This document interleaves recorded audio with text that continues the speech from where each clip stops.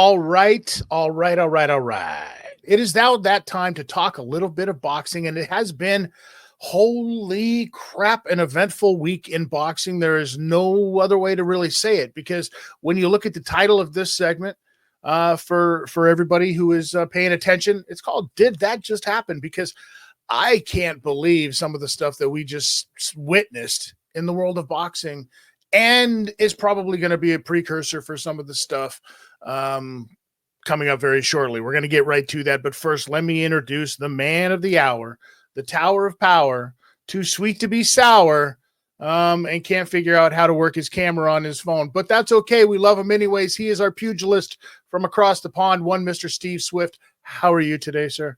I'm fine, thank you, Mr. Lazenby. The best Bond. I just wanted to give you that information. In my view, it's not a very popular thought, but it's my own. And yes, I can't work the camera.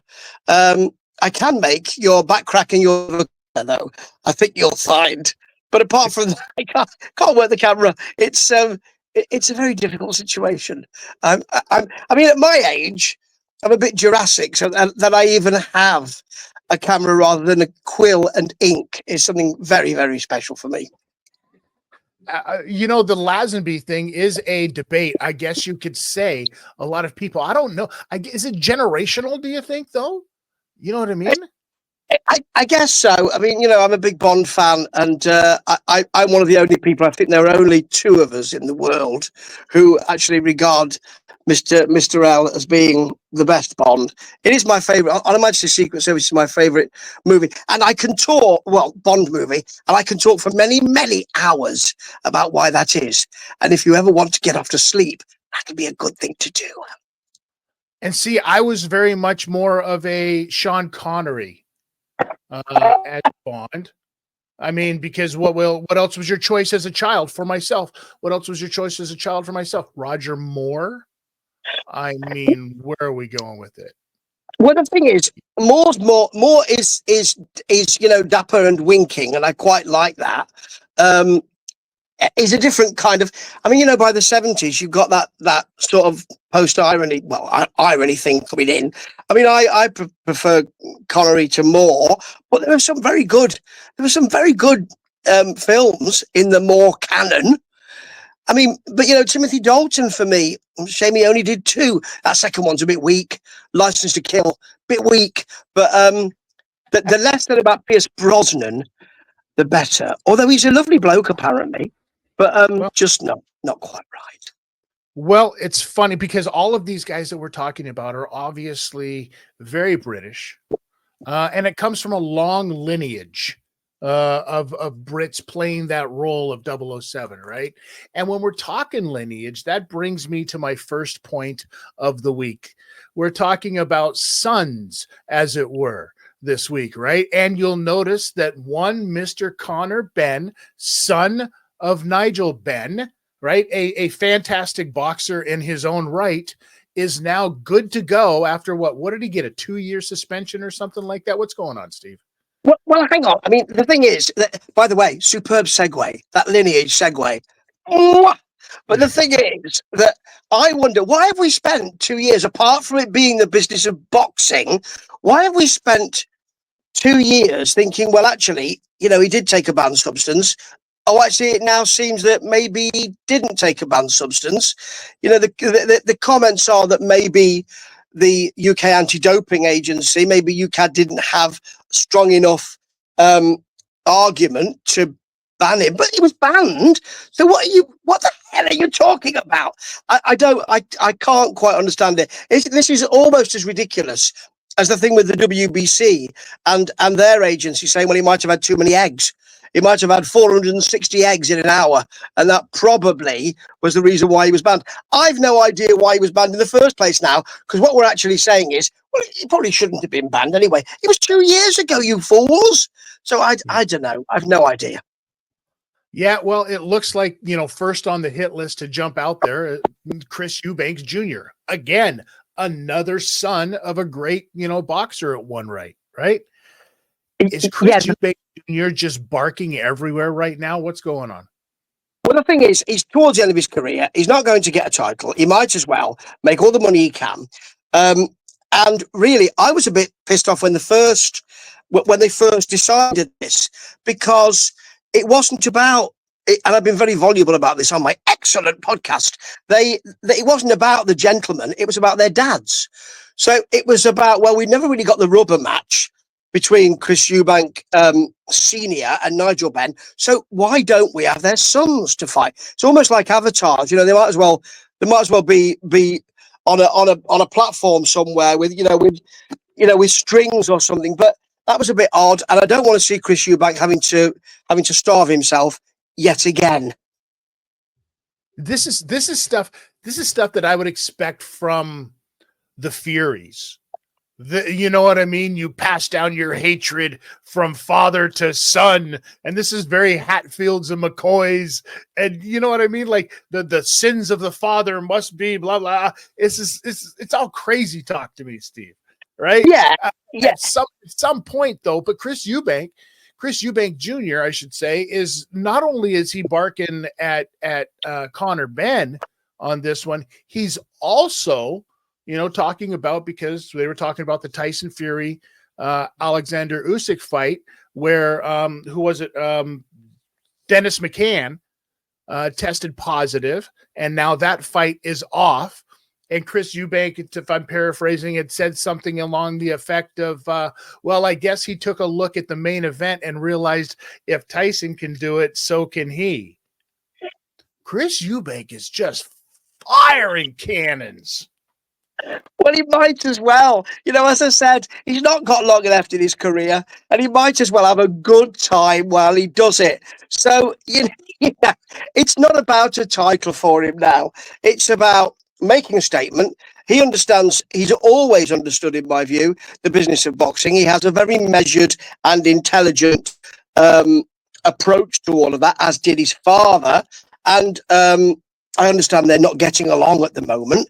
And I think I think he understands exactly what people want to see, and you're talking about it, and so am I. So he's done the right thing. It's really good for actually a career that's not been as storied as it could have been.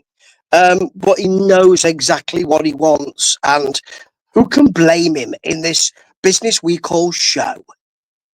Yeah, and I mean, okay, so let's shift that just a little bit, because if we're going to go from British and heavyweights, we're talking the Usyks and the Fury fight coming up, and we're going to get to that in a bit. But I want to talk somebody else who's a heavyweight, who probably was more known for his loss to a Vitaly Klitschko. I'm talking about Kevin Johnson right now, who has made his way into the news again because he's decided that he was going to not just go take a fight in Russia. He's going to become a citizen.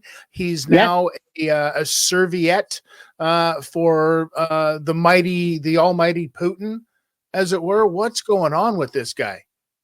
Well, it's the business of boxing yet again, isn't it? There's very little chance in my home country, so let's give my adopted country a go. He has signed up to the military, is my understanding, which you have to do if you're going to become a citizen. And he has a passport. There's a picture of him brandishing his passport, which looks very much like one of those Euro passports, in my view. But it might well be. But you might as well have a go. I think he's called himself John Sonovich or something similar. I think that's wrong, but it's something similar. And I don't know.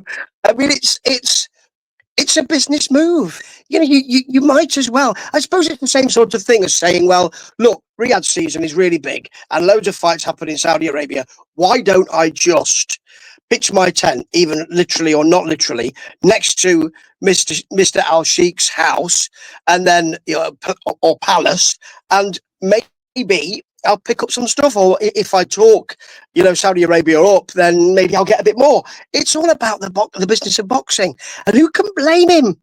Who can blame him? Although I don't quite know if Russia is the place for big time fights and big time TV coverage at the moment. I'm not sure about that. Yeah, I don't know if it's the coverage that he was really going to be wanting to get. You know what I mean? Like, Yes. it's a weird flex to go to Russia. Is this because because his last loss was to a Ukrainian? Maybe that's why he was like, screw Ukraine forever, and I'm going to Russia. And speaking of Ukrainians, not that Vitali is looking to make a comeback. No. Sorry to disappoint, but it looks like his brother Vladimir is talking about coming back. What? He is. He hasn't fought. Yeah, hasn't fought since he lost to AJ. Is he 49? I want to say he's 49, something like that. And I suspect what he I'm not will sure do, if and I know he's pretty close, right? oh, is he? Right, okay. And I know I'm in the minority, but what I think he will probably do to to get ready for coming back is just this. He'll be clinching. That's what he'll be doing. He'll be taking a variety of sparring partners and just clinching the blooming life out of them. I suspect. I've never been a fan of either him or his brother, but it's a big name. I mean, it's someone who AJ could fight again, isn't it? AJ and Eddie have got to be thinking, oh, now there's a lifeline. So that'll be interesting. I would think it would be more of a better situation for maybe a Daniel Dubois to fight against a Klitschko this time around. You know what I mean? And I think that's one maybe that Klitschko might even think for a second he has a little bit of a handle on. He's not going to come in and fight Fury again. He knows, he's probably in the best shape of his life. Klitschko is probably in better shape than he was when he was boxing, because now his boxing injuries have healed up and he's still in shape because he's a member of the freaking military, dude. Like, he's out there for real. So I can see Klitschko still being in great shape, but being in boxing shape, is a completely different story. So he might think to himself, oh, maybe this Daniel Dubois, this guy who got lucky, you know what I mean? And that's a name and that's a big thing. And maybe, listen, I think it's a bad idea because we both know what happens in these situations. Yeah, and I have to ask you. I appreciate the Dubois mention, and he has been mentioned in many stories. But I have to say, what's in it for Dubois? What's in it for him? Because it's similar to Jake Paul, isn't it? If you knock him out, you think, well, this guy's 65. I think I want to say 65. No, I'm sure not 65. But and you knocked out this old geezer. If he gets beaten, then people are thinking, well, you weren't the man you thought you were. I don't know. It's a step off the title conveyor belt, isn't it? Hear me out then. If we're going to talk about fun fights between heavyweights, we just saw a half of one anyways, this past weekend, with one Mr. Dillian White, who's very willing to still throw some punches. He's up there in age. His opponent looked absolutely ridiculous. I don't know what he was punching at or throwing towards, but it was bad, and it made White look that much better. So why not White versus Klitschko? Well, I mean, White would be interested in that fight. Surely the fight with White, he'd be interested in that. But I'm not quite sure that. I mean, Klitschko might go, "Who?" I mean, I know I'm laughing, but the fight against Emily Tete was just extraordinary. However, I mean, Tete did come to fight a bit, and it was ideal for White because he has to come out and put him away, which he did. It was a no mass moment in his corner and on his stool. At the beginning between the 7th and 8th for Tete, and I mean, White looked okay, but Tete was durable. It was ideal. It was ideal for White. But, I just think why, in a way, things are clearer for White. And I can understand why you're saying this, because fun fights are what you want, really, for him, because he's not in the title picture. So why would you, why would you need to put him against someone good. I mean, he's got one more fight left after the Otto Walian fight. Derek Chisora. He's always he's always in the back of my mind, Derek. He's always there. White versus Chisora would be a good fight to end Chisora's career. Be very similar fight we saw against Tete, but I can understand why White would want that. Not sure Klitschko would, but it might be a good fight to get him back in. Well, you know who it's going to come down to. It's not even going to come down to the fighters at this point. It would come down to the promoters, right? The promoters are the ones really who call the shots, and they just put their horses out there into the race and see who can win the race. And when we're talking promoters, we're talking some of the best guys out there right now. And then we're talking about Golden Boy, right? And listen, it's absolutely baffling to me to think that you would ever say to yourself you are going to be represented by a company that's head up by, Oscar De La Hoya and Bernard Hopkins. This is absolutely baffling to me. But it goes one step further. If we're talking crazy, who do they have in there? That's right, Ryan Garcia. And it seems like Ryan, as much as he wanted to do this exhibition fight, now that looks to be off because he got, quote, I'm throwing up the fingers here, ladies and gentlemen, the air quotes, a wrist injury that happened to come around the same time that he seems to be beefing with Golden Boy about doing this fight in the first place. What do you know? Well, I mean, Oscar De La Hoya, the thing is that it's difficult. It's a difficult line to walk, isn't it? If you're a promoter, Frank Warren does this very well. He's very quiet. He'll be in the background. He'll pipe up when needed. Eddie Hearn sometimes strays over that line. Oscar De La Hoya doesn't even see the line. He's right. What line? Never saw that. So he's right over there, and he's in there saying, I think he's saying he wants to fight Teofimo Lopez, isn't he? And that will be next April, of course, because that's when the ban, I think, will be over, more or less. So, I mean, Ryan Garcia's got to think, well, he's between a rock and a hard place, isn't he? Because as you say, the promoters pull the strings. So even though he's saying, I'm my own brand, brother, he's not really, is he? He's relying on other people, and he's probably thinking, I spent all that time over there in the land of the rising sun, and now I can't even fight. So... Well, and now he's also looking, apparently rumor and news is saying it's being reported that he's filed a lawsuit because he had a lawsuit filed against him from Devin Haney and Devin's dad. And now he's filed a lawsuit against Devin Haney and Devin's dad, saying that the lawsuit they're filing against him is nothing more than a ploy to get him to sign a fight against them. That is wild.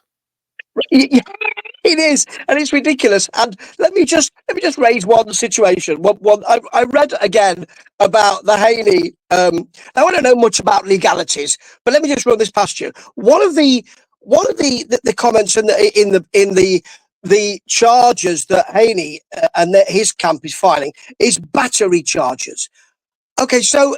Am I right there? Battery charges. So, right. Now, the thing is that if you're in a boxing match, then it probably goes with that, doesn't it? You can't stay. Well, I'm a bit pissed off because, I'm a bit surprised because I thought we were doing some French polishing. And you know what? He actually hit me. He hit me square in my beautiful face. And I just thought we were doing some brass rubbing. And I can't understand it. And the thing is, this is all right for Garcia because it's a shit show for him anyway, and he's made that work for him. Whereas for Haney, you just think you're just a sore loser, aren't you? Might not be, but that's the way it looks, folks. No, it looks that way to a lot of people, and even the guys in boxing. You're going to be hard pressed. You're going to be hard pressed if you're Haney to get a fight after this. Right? Because who's going to want to sign on that thinking to yourself, oh, he's going to turn something against me all of a sudden because he looks like a bitch. Like, let's face facts. That's really what he looks like in the eyes of all the other fighters. What are you thinking about, Devin? Just suck it up, take your loss. The suspension has been done. All the punishments have been dished out, and say you want that rematch and you deserve that rematch. But by trying to go through the quote legal system, you just look like a bitch. And that's not what boxing is about. That is not the business. That is not the branding. That is not the boxing. That is the bitchiness of boxing is what that is. Ladies and gentlemen, we said we weren't going to do it, but we found a way to get another goddamn B in there, Steve. You love it, don't you? You love it. And I think that's fair enough because, I'm just going to throw one word out, expunged. So, the result was expunged. Isn't that good enough for you? It's we all know it was done by nefarious means. Nobody who follows boxing thinks that it was that he won on his own talents. Nobody thinks that. It was expunged, as you say. Suck it up and keep out of the courtroom because it's not doing you any favors whatsoever. 100%. Steve, I cannot wait to talk to you next week because coming up, we've got that Tyson Fury, Alexander Usyk fight that we've been looking forward to for so long. I can't wait to sit down and chop it up with you to see what you think of the undercard, what we both think of the main event, and it's going to be one hell of an event. So I'm looking forward to it. Brother, let them all know where they can find you. They can find me in jail. But apart from that, they can find me. That's a surprise for you. They can find me on YouTube as World Weary Guy 1. They can find me on TikTok, the Tick and both the Talk. I'll be doing both of those if I have time. Steve.Swift088. They can find me on X. They can find me on Blue Sky as World Weary Guy. I'm always world weary, and I'm always there for you, folks. Excellent, ladies and gentlemen. Sit right there. We're going to be right back to wrap this whole thing up. For those of you, please hit that like, hit that subscribe, leave us a comment. Let us know what you think. Let's talk about these fights. Let's talk about the stuff that's been happening. Ryan Garcia, Tyson Fury, Alexander Usyk coming up. It's going to be a hell of a time. We'll be right back after this. Subscribe now for more content and combat sports discussions. This is the law. This is the law.